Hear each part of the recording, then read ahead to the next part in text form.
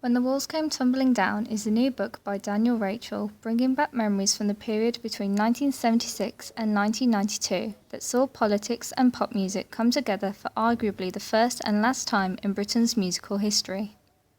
Last night, as part of the Birmingham Literature Festival, an event at the Repertory Theatre brought together some of the well-known names featured in the book for a dynamic conversation about how musicians and their fans suddenly became instigators of social change and how the political persuasion of musicians was as important as the songs that they sang.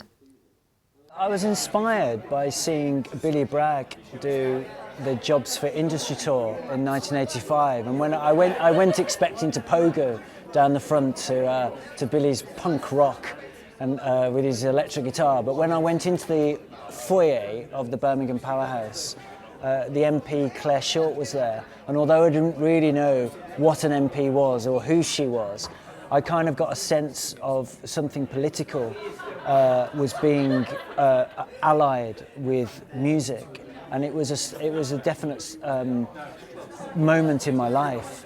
And so, having been brought up in a Tory household, the music that I was listening to, like Billy, like the House Martins, like the Style Council, were telling me a different story. And so I wanted to, with Walls Come Tumbling Down, go back and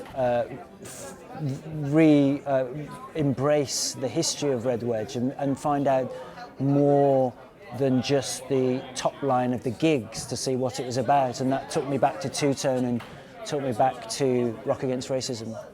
And it's important to understand culturally why politics was happy to embrace pop music, and so you have to have an authoritative voice telling you. So you get Neil Kinnock, who's the leader of the Labour Party, telling you, and you get the apparatchiks around him telling their story. But to have that next to an anarchist group like Crass or the Pistols or the Clash, it's a really exciting and rarely done form, I think.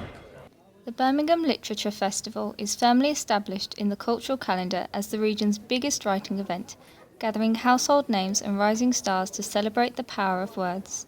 This year's festival is taking place from the 6th to the 15th of October, offering a varied and ambitious programme. The Birmingham Literature Festival is an event that happens every year in Birmingham over 10 days. We've been running it for over 18 years. And what the festival does is it brings into the city writers from around the world and around Europe and from around the UK.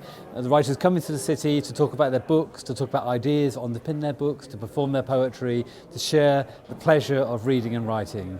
We've just had an event with a number of people involved in the music industry talking about how writing and pop music can affect the way we live in this country based on a book that's just been published.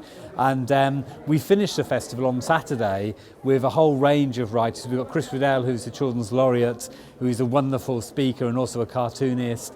And then we've got a fabulous event with a guy called Satnam Sanghera and a woman called Lindsay Hanley talking about what it's like growing up in the West Midlands as ordinary people and then ending up writing books. This is Emily White for Big News.